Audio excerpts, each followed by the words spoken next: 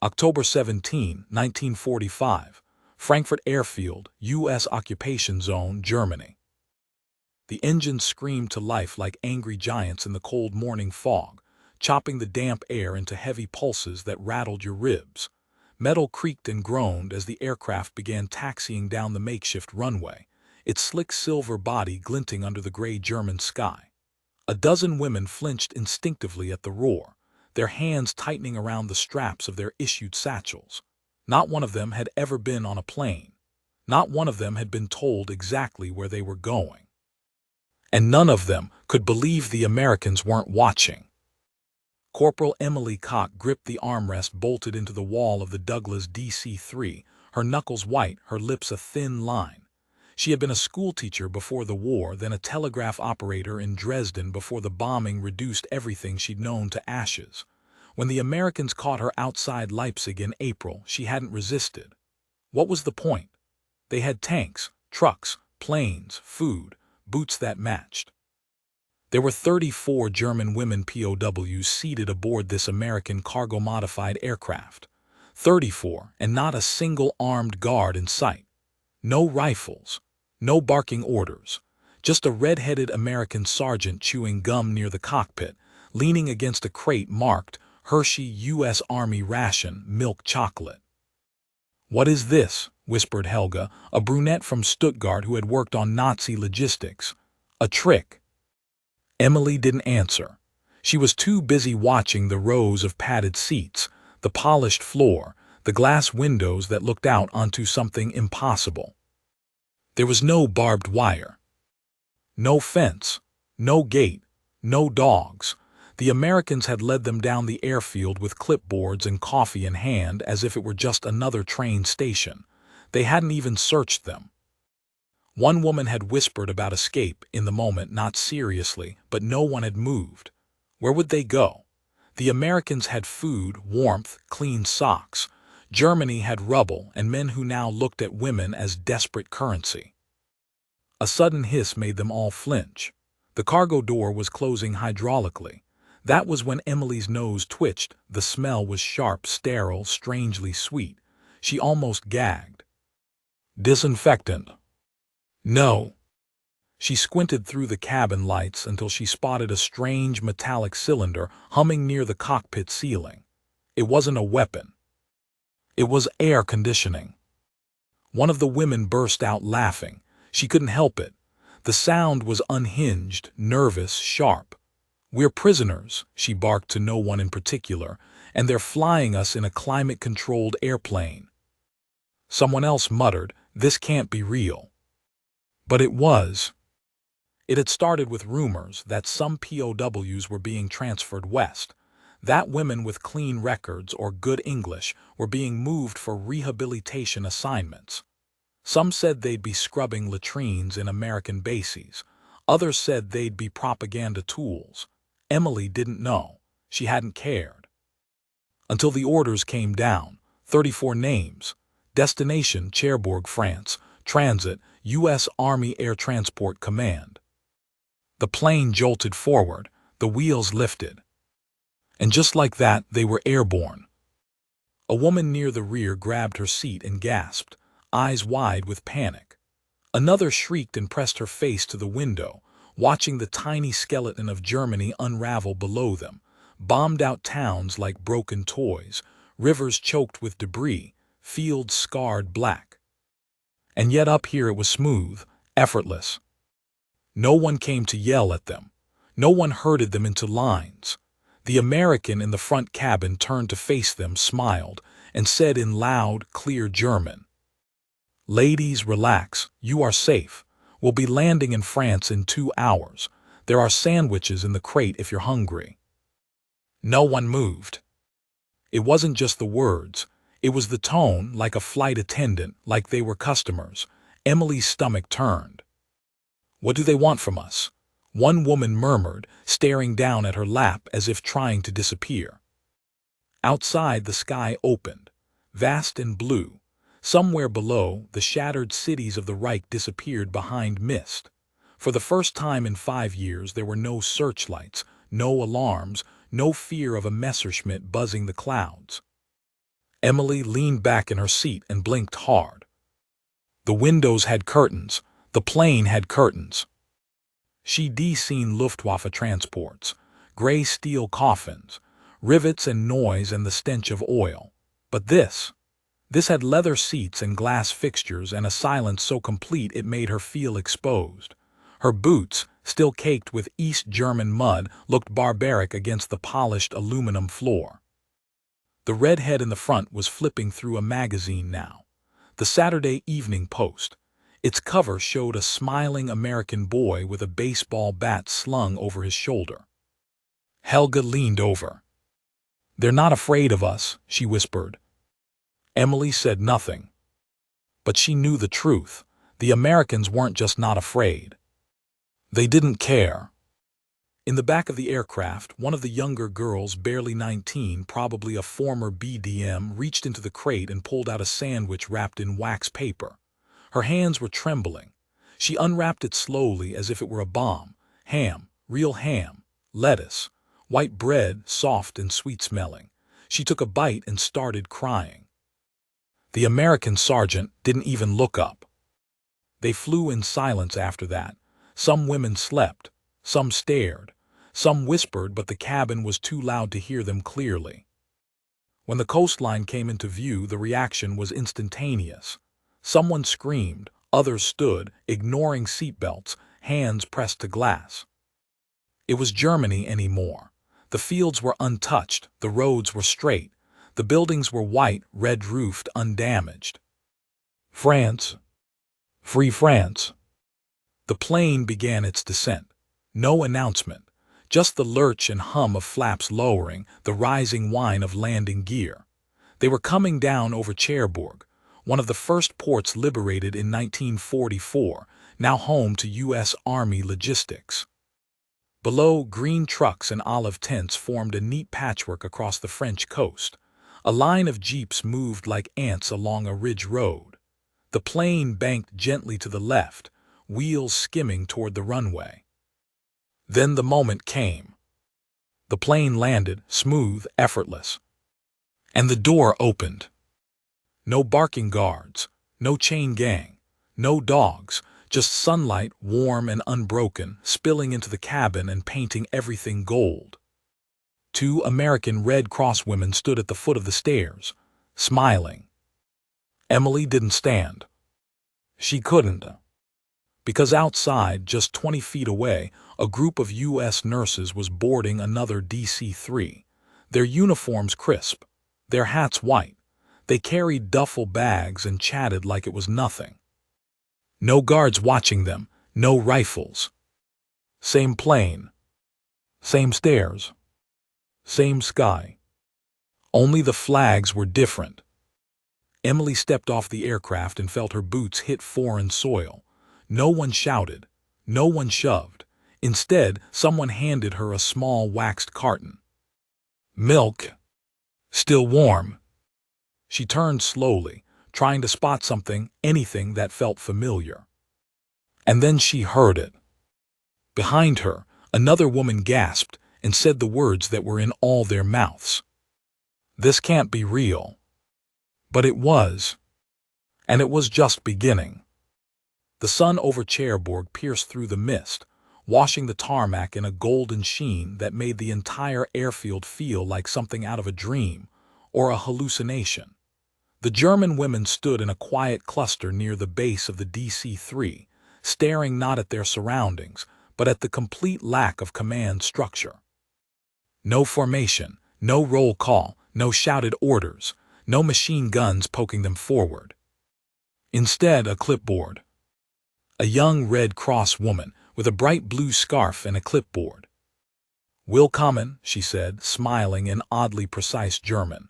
"Please wait here. You'll be taken by truck to processing shortly. Do you have any medical needs?" A few women blinked at her. Emily didn't know whether to laugh or run. Medical needs.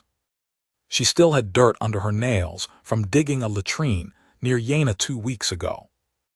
They'd just been flown in a heated American aircraft with sandwiches and soft bread. Now someone was asking if they had needs. Helga muttered something under her breath and kicked at a pebble. The women's eyes darted around the field, expecting something, anything, to snap them out of this bizarre civility. A reprimand, a whistle, even a boot on the back of the leg would have made more sense. But there was nothing. Instead, another American truck rolled past them, its canvas flaps down, revealing crates marked with a red cross and English letters. Supplies, Medical, U.S. Army. Inside, Emily caught a flash of gauze, bottled water, soap. Something in her chest tightened. "Where are the soldiers?" whispered one of the younger women. Emily didn't answer.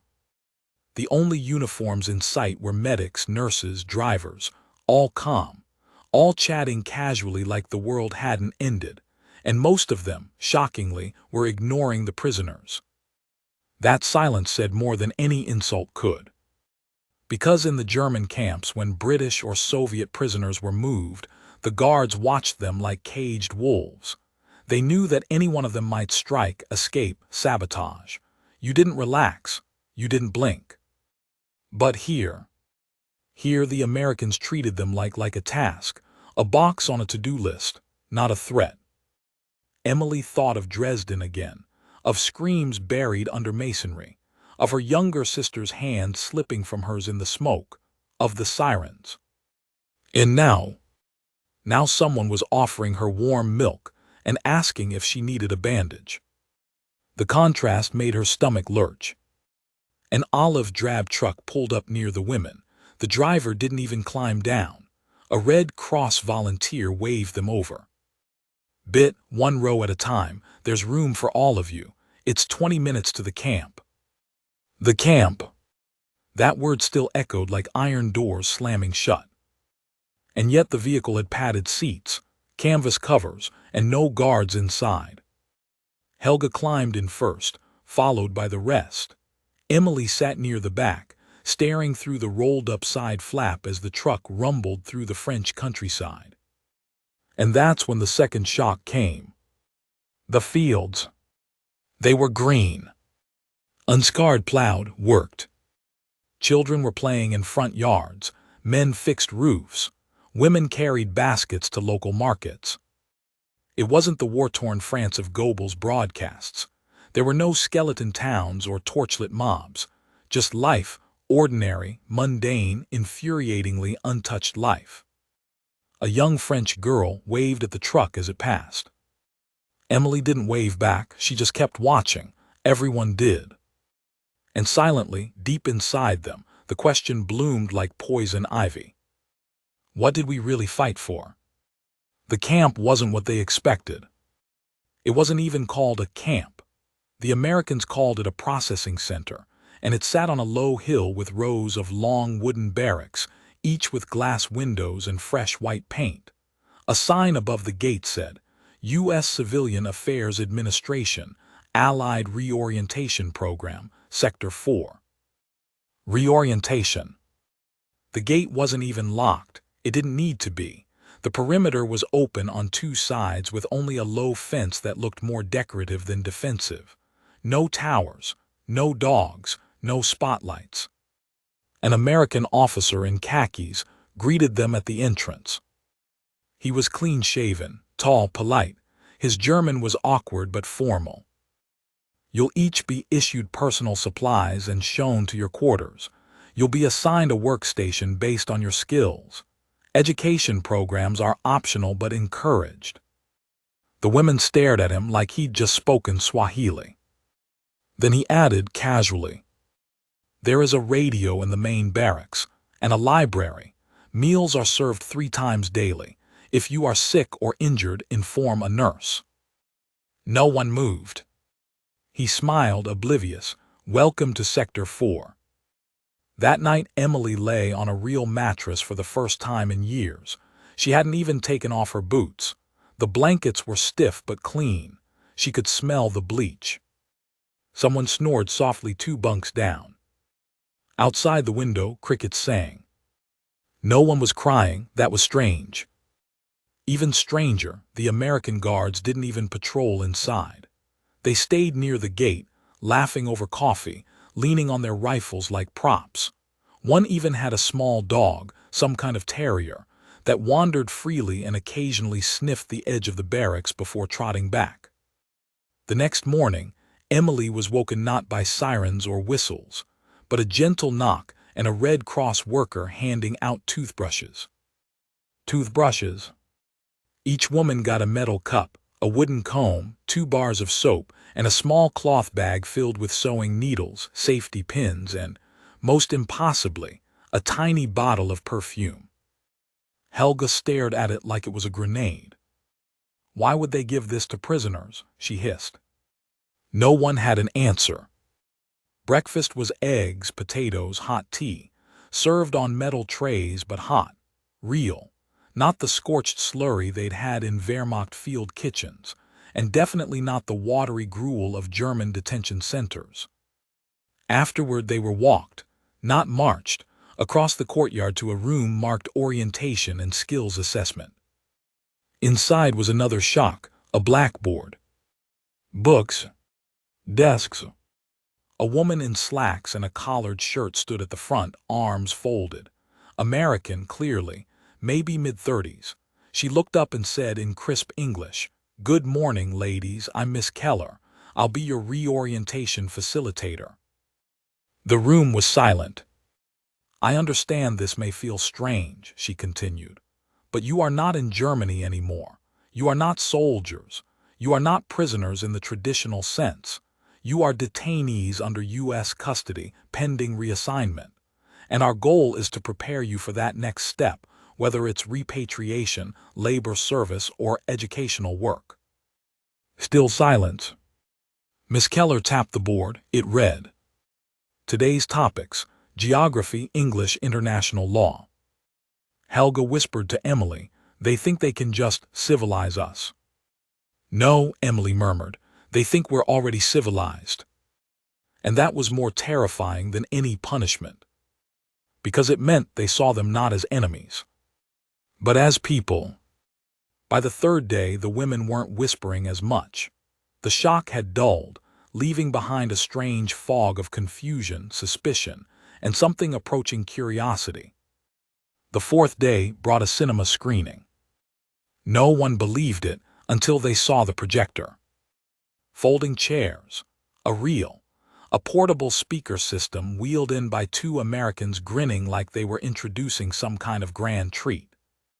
The film, It's a Wonderful Life. An American film, in English with German subtitles. They watched in complete silence. Some scoffed, others stared. One girl cried silently through the ending.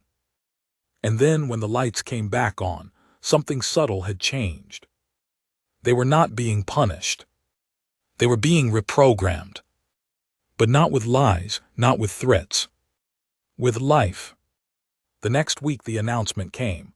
You'll be flown again, this time to Brussels, then trained to Liege. Another plane. No guards, no locks. Some women didn't want to board. Emily was one of them, not from fear, but disbelief. She waited, watching, expecting the hammer to fall. A last-minute twist, a cold slap back to reality. But the plane came. A Pan Am civilian transport, repainted in U.S. Army white and olive.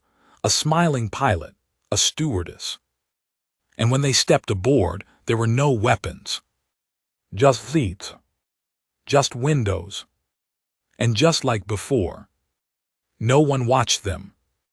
Because here, at 10,000 feet over France, the war wasn't just over. It was forgotten. The propellers hummed like a lullaby as the Pan Am plane carved a lazy path across the sky toward Belgium, every vibration absorbed by the thick, padded seats beneath them. Emily sat by the window again, hands folded in her lap, the dull throb of disbelief still pulsing behind her eyes. She'd stopped trying to make sense of it days ago. This time the aircraft wasn't military green. It was white, with blue stripes and a glossy finish that caught the sunlight like porcelain. The interior was even stranger, polished floors, chrome fixtures, soft overhead lighting. It smelled faintly of lemon oil and something Emily hadn't smelled in years. Cigarettes, but not the acrid, rough German kind. These were sweet, clean-burning, American. Across the aisle, Helga flipped through an in-flight pamphlet in English with cartoon diagrams showing how to fasten seatbelts and where to find life vests. She shook her head, muttering, "They treat this like a train ride." It did feel like a train, except smoother, quieter, more civilized. There was no jostling, no shouting, no soot in your eyes. The engines droned like distant thunder, but the cabin was peaceful. Then came the stewardess. She wore a neat navy blue uniform, cap tilted to the side, a smile so practiced it looked permanent. She strolled the aisle offering small wax paper cartons. "Juice?" she asked in careful, accented German. Emily blinked. "Orange juice." It was cold. She took it, thanked the woman awkwardly, and stared at the sweating carton in her lap. She hadn't had juice in years. Not real juice. Not since before Dresden, before rationing, before powdered everything. Helga was shaking her head again. "Juice, curtains, cushions, they're softening us up." "For what?" Emily asked quietly. Helga didn't have an answer. Somewhere behind them, one of the younger women giggled.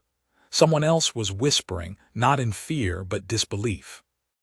A few rows ahead, a girl named Ng, a former factory worker from Cologne, sat sketching on the back of the pamphlet with a pencil she'd borrowed from the stewardess. Not doodling barbed wire or trenches or ruined cities, but the interior of the plane. The curves, the symmetry, like it was something from a future she'd never imagined. Emily looked outside. Far below, the green squares of Europe rolled by, stitched together by pale rivers and crisscrossed roads. No craters, no fire. "I haven't seen anything bombed in 2 hours," she whispered. The landing in Brussels was so smooth. Some of the women didn't realize they'd touched down until the engines throttled down. The tarmac was dry. The terminal was civilian. The air smelled of coffee and jet fuel and bread. Bread. Fresh, yeasty, warm. They were walked again, not marched into the terminal. This time there was no Red Cross escort, just a civilian interpreter and 2 women from the U.S. Office of Military Government. One wore pearls. Pearls. Her name was Sarah. Her German was fluent. "Ladies," she said, "you'll be taken by train to Liege. From there, your groups will separate. Some will remain in Belgium. Others will continue to Paris for vocational training. The United States government is expanding civilian relief programs. Your participation is voluntary, but cooperation may shorten your detainment." No one spoke. Sarah smiled tightly. "You will not be required to wear prisoner uniforms, but you must remain with your group. You are still under U.S. custody. However, during transport, you may carry personal belongings and are encouraged to keep journals or letters." That was when she reached into her bag and began handing out notebooks. Real, spiral-bound American notebooks, 1 per woman, each with a small pencil tucked into the metal binding. Helga held hers like it might explode. "Why?" she asked, not bothering to hide her suspicion. "Why do this?" Sarah didn't hesitate. "Because one day you'll go home, and when you do, we want you to remember more than what the Reich taught you." The train wasn't marked with prisoner insignia. It was a standard civilian passenger train, refurbished, repurposed, quiet. They boarded it without fanfare. And again, no guards inside the cars. Only one American MP seated at the far end, reading a newspaper. They didn't even count them in. The women sat in stunned silence, still clutching their notebooks. Emily took a seat by the window again, flipping the pages absently. She stared down at the first blank sheet. It was blinding white, too clean, too full of potential. She hated it. But her hand moved anyway. She wrote one word, "Why?" And then, beneath it, "What do they want from us?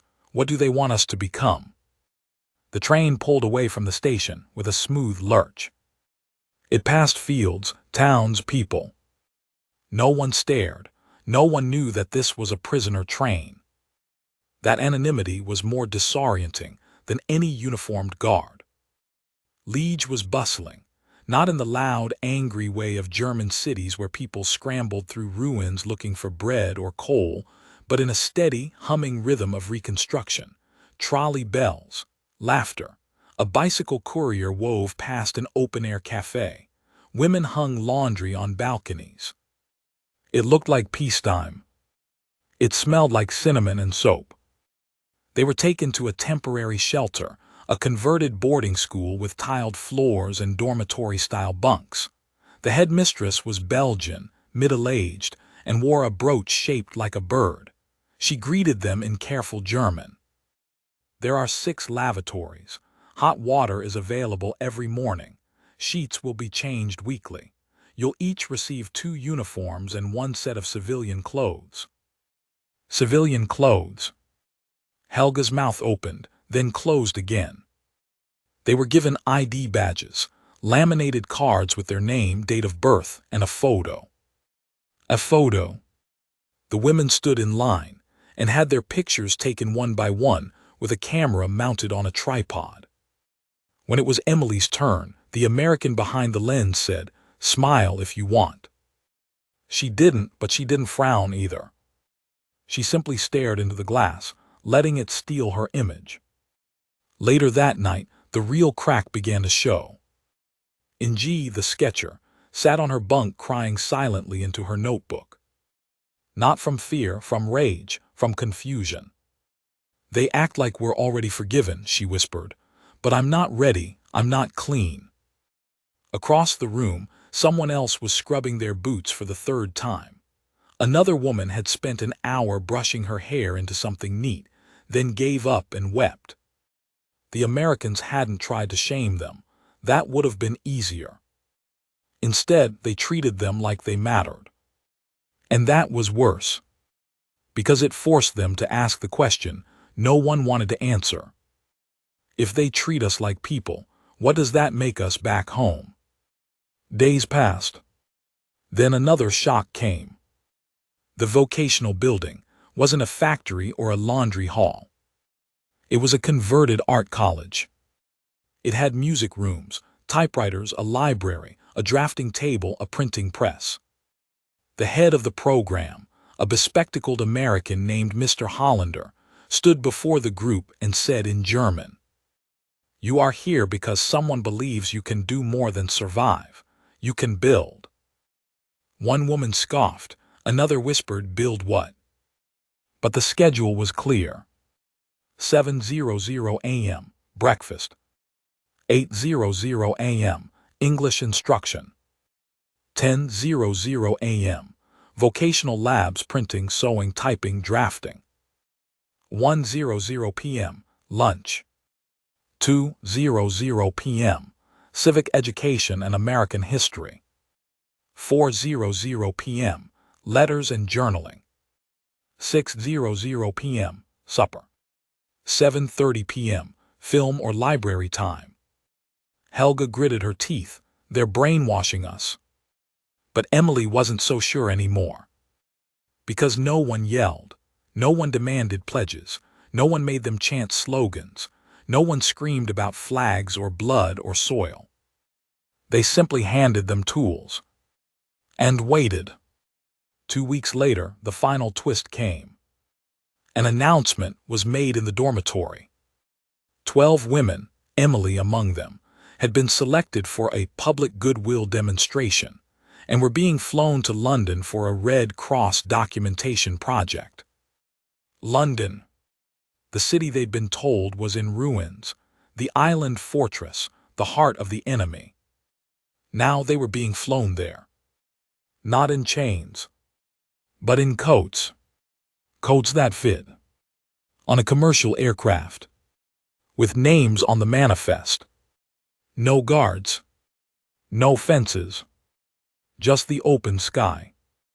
The morning of departure, as they stood on the tarmac beside the British European Airways plane, someone handed Emily a folded piece of paper. It was her own photo. From the ID badge. Beneath it, a sentence typed in English. Civilian Transit Observation Program, Non-Combatant Status Subject, Emily Koch. She turned the paper over. On the back in pen, someone had written, "This is how the world begins again." And for once she believed it. The British European Airways DC-3 was smaller than the American transport planes, but quieter, more polished, more self-assured. Its silver fuselage gleamed in the morning mist at Liege Airfield, bearing the insignia of an empire that had once bristled with defiance. The Union Jack painted near the cockpit felt surreal to Emily. She had grown up believing that flag was the enemy of everything she'd been taught to revere. Now it was flying her to London. And no one, not one person, was pointing a gun at her. Emily adjusted the belt of her beige wool coat, recently issued, the button still stiff. Her boots had been cleaned and resoled. Her hair, once matted and knotted, had been brushed and tied neatly behind her ears. She didn't recognize the woman staring back at her in the reflection of the plane's polished aluminum. 12 of us, Helga whispered beside her, staring up at the aircraft. 12 women, no guards, no escorts, just here you go, board the plane. This can't be real. The plane banked gently, descending over northern France, the morning sun turning the clouds a pale gold. Below, the rivers of the countryside wound like silk ribbons through fields and villages, unscarred by the firestorms Emily remembered from the east. The aircraft's engines droned steadily as it lined up for its final approach into Paris. From her window seat, Emily saw the Eiffel Tower rise above the horizon like some surreal monument in a dream she couldn't wake from. Paris, not in a propaganda reel, not in some photo clipped from a soldier's pocketbook, but real, tangible, beneath her. It was a city the Reich had once paraded through in boots and banners. Now she was landing there as a civilian, or something close to one. The tires kissed the tarmac with a soft screech. The passengers applauded lightly, a European custom. The stewardess smiled as she unlatched the door, and for the second time in Emily's life, she walked down aircraft steps into a city she had once only known through maps and myths. There was no barbed wire waiting for them in Paris, no barking sergeants, no shouts of Los, Schnell. Only a van with a U.S. flag on the bumper and a small blue and white sign in the windshield. Welcome, Sector 6 Reorientation Program. They were taken down wide boulevards lined with chestnut trees and cafes, past bookstalls and bicyclists, into the heart of the 16th arrondissement. The air was soft, almost perfumed. Parisians walked past them without a second glance.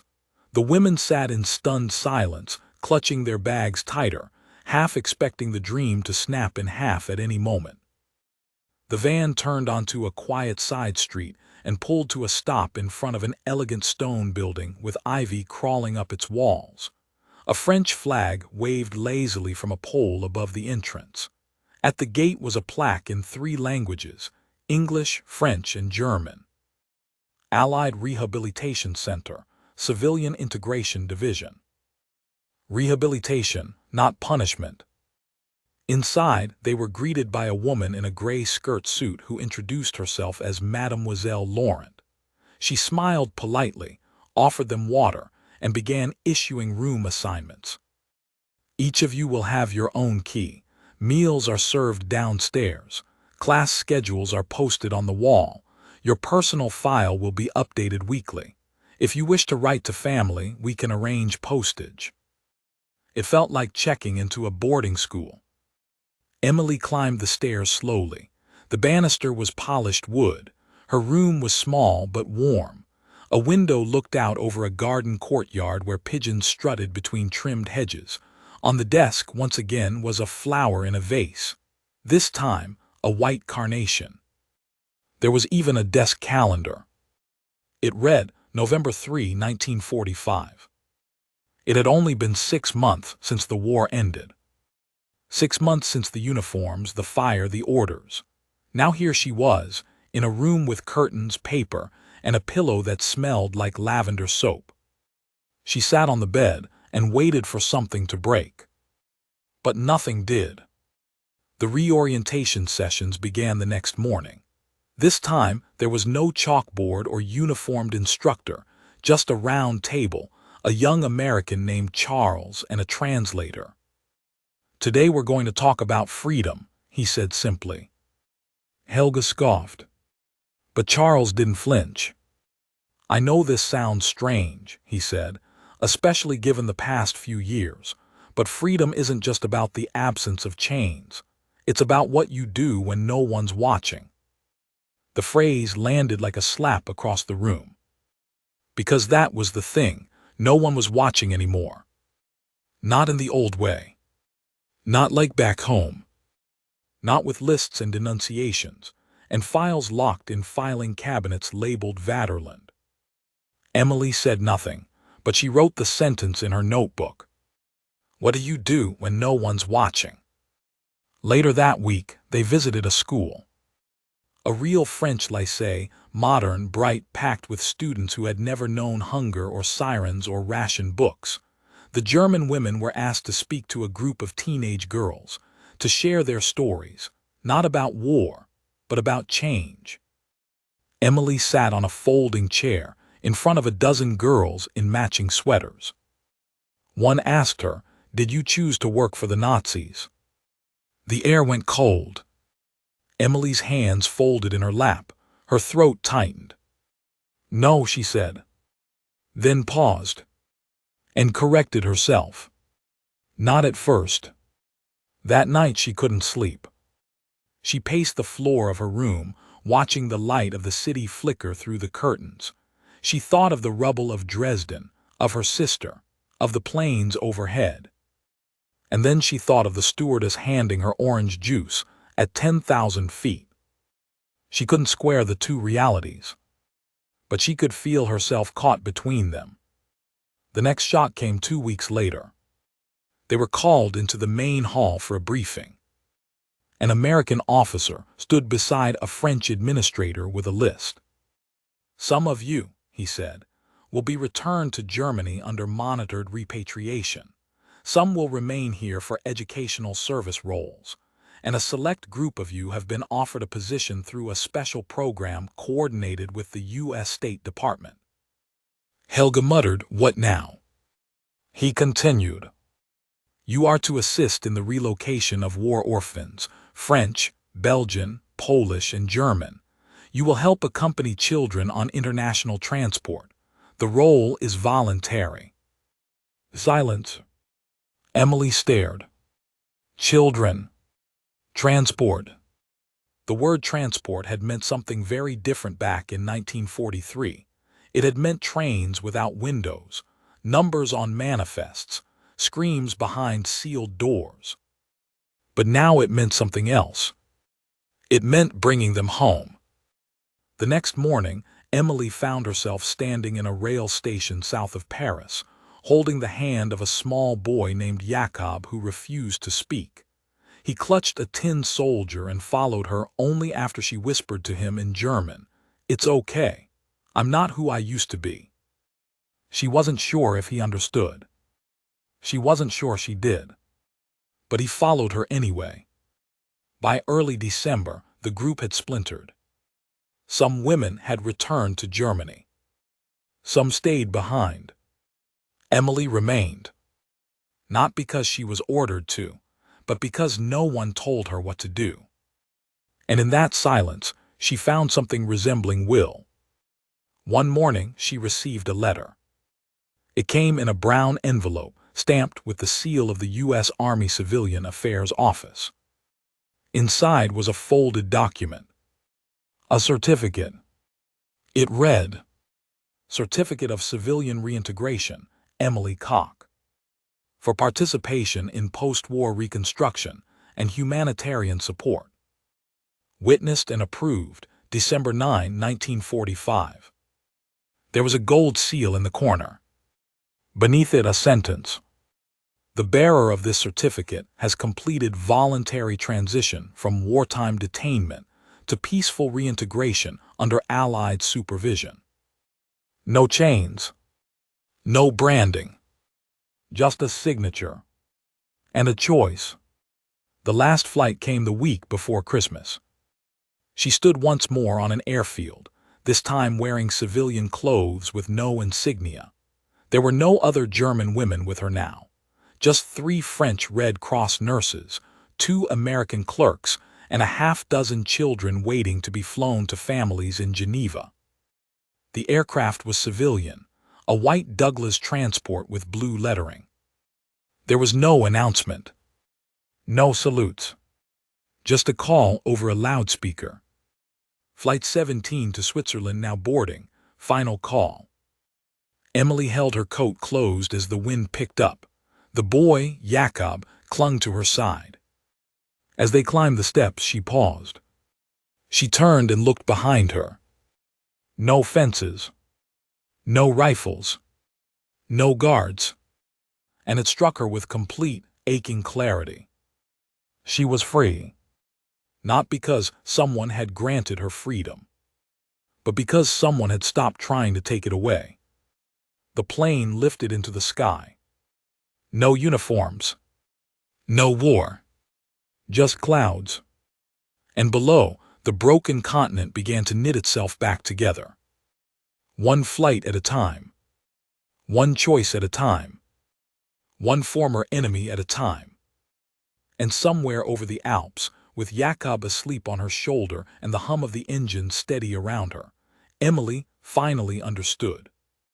It wasn't the plane that made it feel unreal. It was the silence. Because after years of being watched, measured, controlled, and ordered, no one was watching anymore. No one was afraid. And no one was stopping her from becoming someone else.